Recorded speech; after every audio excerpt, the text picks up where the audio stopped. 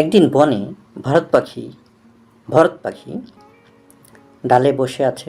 কৃষক নিজ দিয়ে কেঁচো নিয়ে যাচ্ছে বাজারে বিক্রি করতে। ভরত পাখি বলল, তুমি এটা কি করবে? বাজারে বিক্রি করব।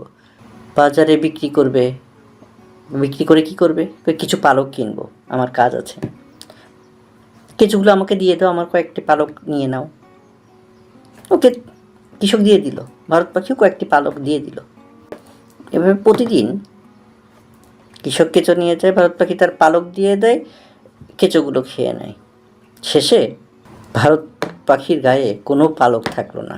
পালক না থাকাতে কুৎসিত যেমন হলো, ওড়ার ক্ষমতা হারিয়ে ফেলল। তখন সে কেঁচো খুঁজবে কিভাবে?